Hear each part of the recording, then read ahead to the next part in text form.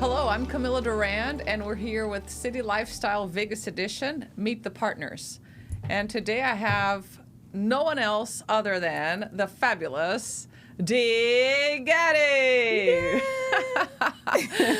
Dee is a fabulous interior designer, and her company name is Design Republic. Design Republic. Dee, tell us a little bit about yourself, how you got started, where you're from, because I noticed that you have a little bit of an accent. She's an island girl. She is born and raised in Kingston, Jamaica, and she moved from Kingston right to Miami, Florida to pursue interior design. So I have known always that I wanted to be an interior designer. I come from a background of construction, and my brother's an architect, so it was almost in our blood to do this. And so when I moved to pursue interior design, I went all the way through to master's and just knocked it all out. So All of this in Miami? all in Miami, yeah. And then started to work in Miami and do some sales and commercial, and nothing that felt like a passion project for me. And so I got into residential a little bit before I left. And I met my husband in my master's program.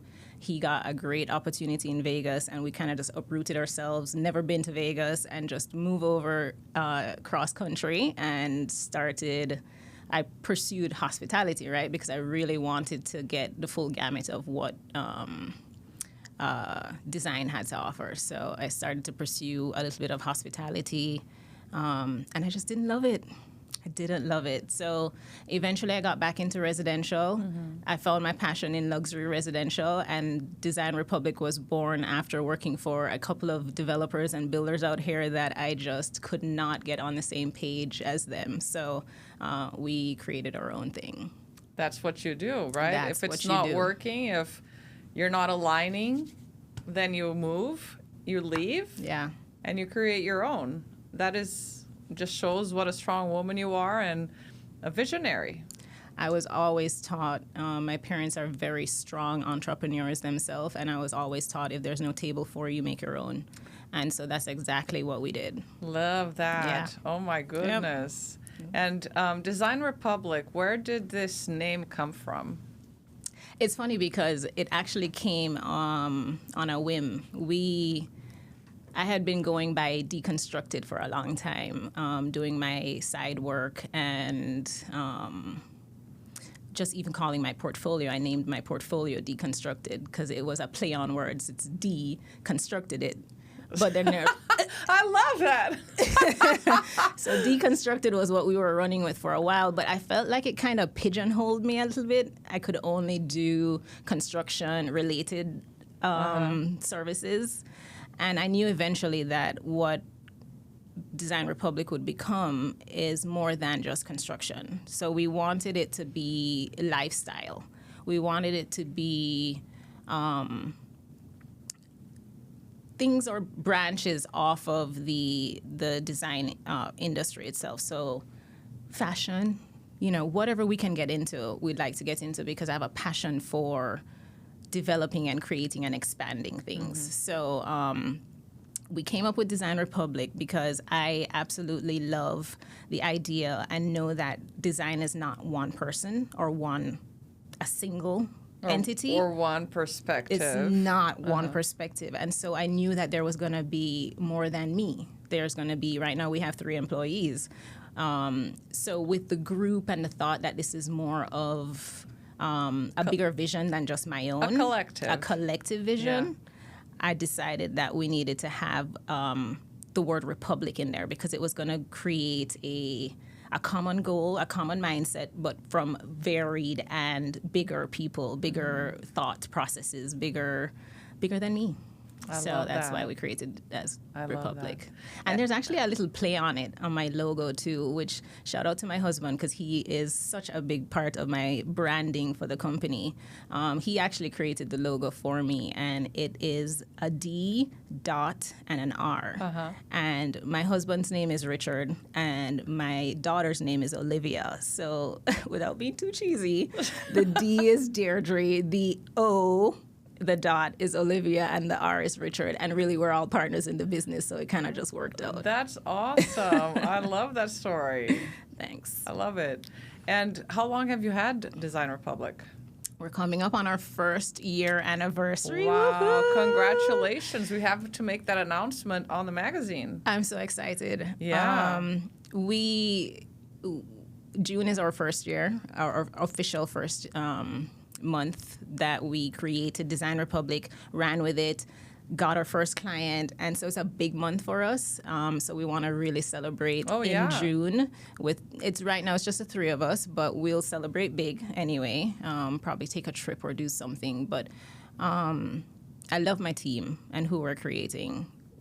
Design Republic is more than just interior design. So I love that. So you said that you specialize in luxury residential, right? What are the trends right now that people are looking for or that you are suggesting or the market is suggesting? What kind of colors and lines and forms and shapes and all that? So I'll tell you that the industry is definitely moving to organic. The more natural, the more purist a material can be, that's where everyone's going. Love for texture and for neutrals. Curves are in. You know, for a while we were stuck in this phase of everything had to be boxy and geometric and like very clean lines, but curves are back in. They're now softening everything. Oh my yes. God, that's good news for me. Curves are now in. Curves are in. Curves are in.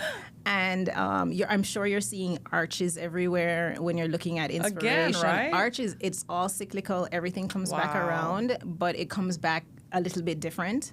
So that's where we're at. I've actually seen red is a big color for the year. Yeah, neutrals. Neutrals to me are timeless. That's where we play. We play in the neutral environment and textural environment. We feel like it's timeless. We feel like it appeals to a wider range of people. So we don't actually follow a lot of trends, even though we stay on top of them. We feel like we create some trends. I love that. Yeah. And so what can you, like if I were to hire you today, what would be the process that you would walk me through? Like what would be the first thing that we would have to do? We offer a range of services. Okay. So depending on what you are wanting or what your final outcome is. For instance, we have the custom or design build side of our company.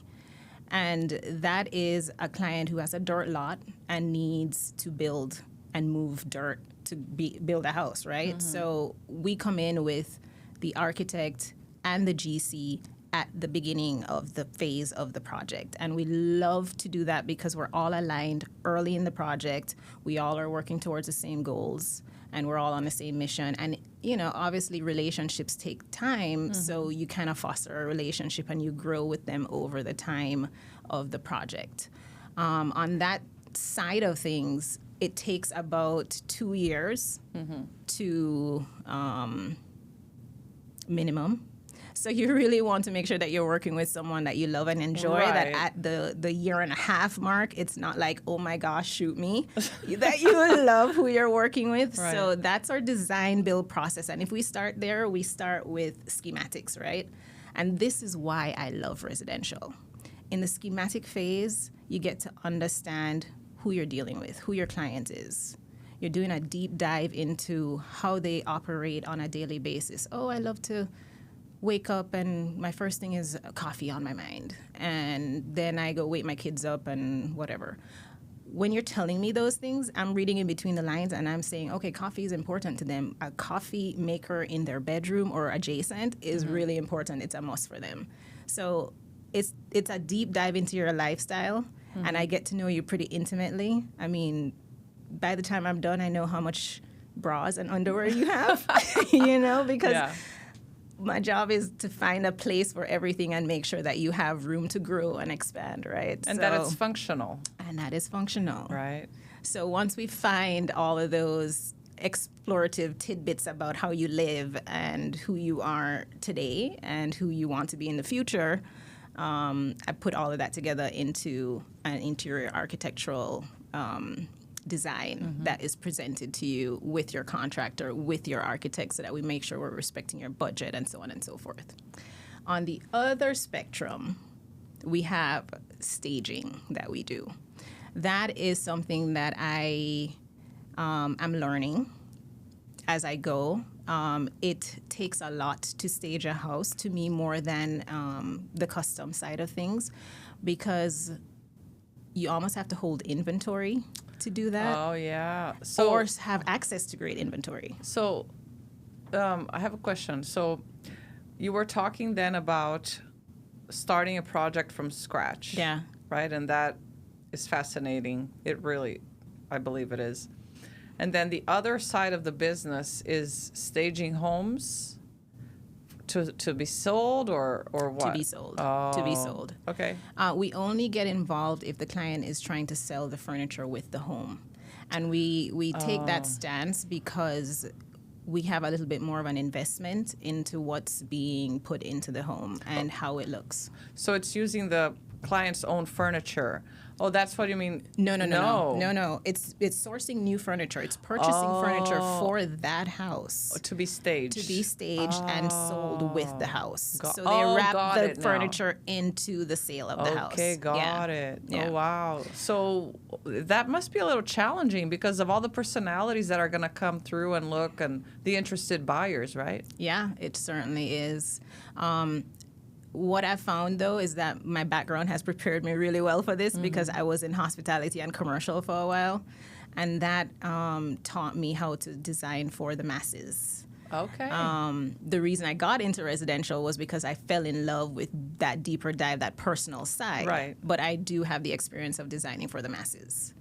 And so when I do the stage side, it's still very much aligned with who we are in terms of our belief system with how design should be approached and how a space should function.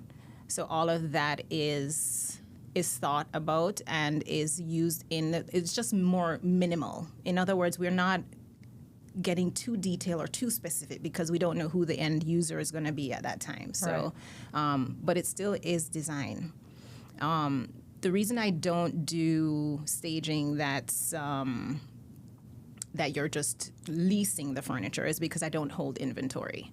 And so what we do is we buy the pieces specific for that project, specific for that architecture, that interior, that exterior, all of that flow, and we put it in the houses at that point. When you buy inventory and hold inventory, you're limited to what you can and can't do. For sure. So that's why we chose that. So if you're my client on the custom side, that's how it's approached. And if you're my client on the staging side, that's how we approach it. Wow. I love that. What's your favorite part of all of this that you do? I have a couple. That's a really hard question, but I like hard questions. I have a couple things that I really enjoy. Of course, I love meeting the clients and getting to know them and their life. If you have a dog, that's even more.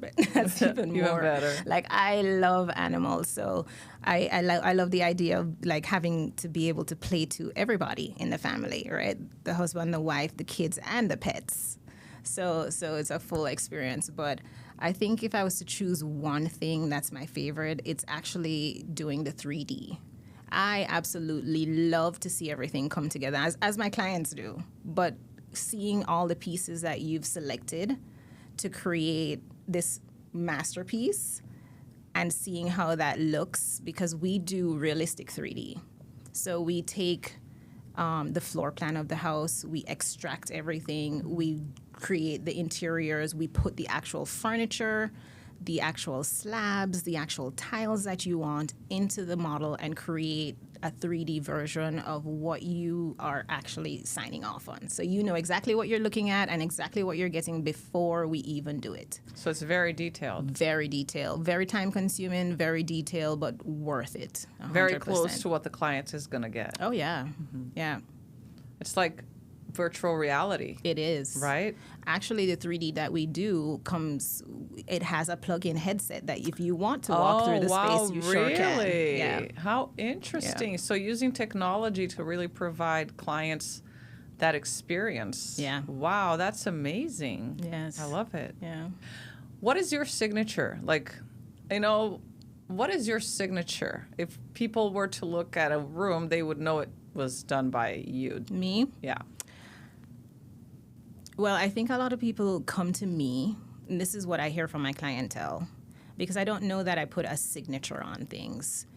I really am all about the human experience. So when we're doing that deep dive and you're telling me how you live, my whole thought is it's about you. It's not about me. So I'm creating the space off of the things that you're articulating to me, how you want to live and how you want to feel in your space. If I was to say there's a signature, I call myself timeless organic. I do love materials and color schemes, neutrals. Let's be clear. Let's be clear. But with a little bit of red now. My accent is black. Just kidding. But with a little bit of red now, with the trend, right? I love a little red, a little pop. And I tend to do, if anything's trendy, it's in the accessories or in the furnishings, something that you can take it away quickly and replace it with something else. But yes, timeless organic is where I stand. I play in the neutral zone, textural zone, and then also organic zone in the sense that I love like wood to warm up a space. Because a lot of people, there's a misconception between modern being cold. And so you use woods and tones like leathers, things like that are rich and that age well with you to warm up the space. So that's where we play. Wow, that's our style. That sounds yummy. Like super cozy, Yeah. I love it. I was going to ask you another question, but I forgot. I talk too much. Because I'm so fascinated. Oh, I remember. So there's now I don't know if I'm going to say this correctly, but biophilic design. Oh, yeah. Yeah. I said, yeah. Okay, so tell us, are you into this biophilic? Because isn't that like kind of the future, or a lot of architects are saying, are going towards biophilic now? I hope people are going towards biophilia. So talk a little bit. I don't know if everybody that's watching knows what biophilic is. So can you talk a little bit about that? So biophilia is basically adjacent to organic design. It really speaks to that indoor-outdoor connection. So even though you're in a building or the built environment, you are still connected to nature and the natural environment. It also speaks to the materials that you're using to finish the house. It speaks to how you build the house as well, what materials you're using on the bones and the guts of the house itself too. So it's really full gamut. Versus right now, my focus is interiors. So I talk about doing interiors on more of an organic expression or organic way. But if we were truly to be biophilic, it would have to be everybody involved. So the architect, the contractor, everyone. So what kind of materials would they use? Because now it's concrete is like the foundation. Your foundation is usually a concrete slab. What would replace that? Biophilically speaking, I think it would still have to be concrete just because of what it is your foundation. So you need that strength, that everything. But if we were supposed to say what would we replace, I would say that wood beams or wood studs obviously would be something that's natural, found in nature, replaceable. It's harvested. You have just so many different materials that you could possibly pull on. But when you choose that approach, you have to have the budget. Oh, because to back it up. Oh, yeah. Okay. Construction is known for cutting corners a little bit. In other words, how can we get this done in the cheapest way? That's not very nice to know. I did not know that. Yeah. Yeah, of course, everybody wants to make more of a profit, But that doesn't sound good. Yeah. When you say it out loud, it doesn't sound good. It doesn't. But for the end user, everybody also wants to spend as little as they can, sure. right? So it's a dance between how much you want to spend and what we're actually putting in your houses. But when you do take more of that biophilic organic approach, materials cost more. Even though they're natural. Or maybe because they're natural. Because they're natural. Okay. They have to be harvested and all of these things. They have to be treated. They're what do you call it when they can become extinct? I don't know what's the word or the term for that. But like wood, you have to wait for the tree to grow back before you can use it again. So, of course, because of the time and all of that, costs more. And what's been your craziest request from a client for you to help with? Well, I recently completed a gun room. Okay. My first gun room. And usually in the past, what I've done is gun like safes, right? Yeah. So a safe room. But this was a whole gun room. So my client is an avid hunter and has heads from antlers and deers and this and all kind of animals that he's killed. Let's not go there. And so I had to, we put it up on the walls around, and it's pretty much his man cave. Like it has a big vault door. You open the vault, you go in, there's chairs in there for you to sit and, have your cocktail while you talk with the hunting. All his guns are displayed in there, rifles, all kinds of stuff. So that was a little bit weird for me from the animal side of things. He's got a great big crocodile head that's like front and center. It was a lot. But I've also gotten requests for let's hear it. Rooms that, the partners only use and things like that. I don't know what goes in them because I did not finish them out. We just created a space for it to happen kind of thing. So, yeah, we do everything. Okay. We do everything. I love that. And no judgment, right? No judgment. I love it. No judgment. When you work with people, especially getting as intimate as you get with them, you can't be judgmental or you can't be like coy, you just have to smile and seriously, Camila, you have no idea. Sometimes, like interior design, a lot of people, there's this stigma around it that it's only for the rich and it's only for the wealthy and it's only for certain types of people, but it really isn't. Like there's design at every level. But the requests that we get at every level, it's sometimes shocking. Really? And you just like you said, you smile and pretend like it's no big deal. And then after the meeting, you gather yourself and then you get to work. You know what I mean? Because you're going to make it happen for that client. But the requests get wild. Really? Yeah, they can. Okay. Yeah. Aside from the sex room, whatever, is there, or the gun room, was there like something that you can remember from the top of your head to share so I can like laugh a little more? Not really. I wouldn't say I get a lot of requests for, so the pandemic really reshaped interior design. It made a lot of clients want to have everything at home. Mm-hmm. I remember when I started doing some design work during the pandemic, everything came home. So the client now wants a theater, a spa, a place to do their hair and makeup. Wow, really? Everything at home. Wow. They never wanted to have to leave. This client, they had their own podcast, so they had their own podcast room at their house. Wow. Their offices, everything at their house. A cigar room, like anything that you could think of. They had their own nightclub. I forgot to tell you that one. There's one that we had. It was a nightclub. That is wild. Yep. Invite me. I want to go dance. That's, oh my God, that would be so cool. Yep. I don't know how they use it right now, if they do use it as a nightclub, but it had a full-on bar, the windows open, not the windows, the disco doors. ball. We didn't have the disco ball, but we did have lots of shimmery metals and stuff in there so that when the lights do go off or dim, you had some sparkle here and there.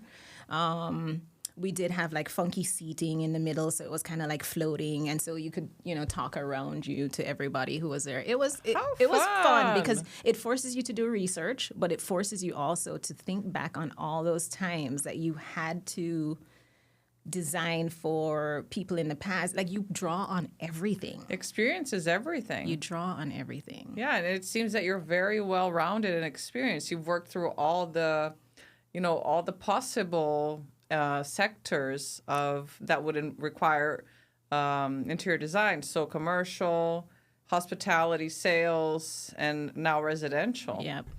Wow, amazing. Yeah. Dee, how can people find you? We are currently building our website, and I'm so excited because I think I get the first preview today. And that will be designrepubliclv.com once it goes live. My cell phone is the best way to call me or text me. Okay. I will jump on whatever request you have, and I would love to meet anyone that is even thinking about design. What is your cell phone? My cell number is 786-285-8737. Okay. Another good way to find us is on social media. Our Instagram page is live up and running, and you can contact us through there. It's Design Republic LV, at Design Republic LV. Very good. So that's how you can find me. All right. Well, thank you so much. I'm so glad that we had you on the podcast today. You have really a lot of knowledge and wisdom to share with us. And I'm just very grateful to have you as a partner in the magazine. Thanks for inviting me, having me here. I love being a partner with you guys. I look forward to all the longevity and journey that we're going to have together. Yeah, for sure. Yeah, and we're going to party tomorrow. Yes, we will. Yeah. Not in the house, though. Not in the house. Somewhere else. Yeah. All right. Thank you so much for watching. This was Sit Down with the Partners with City Lifestyle Vegas Edition. Stay tuned for more. See you next time.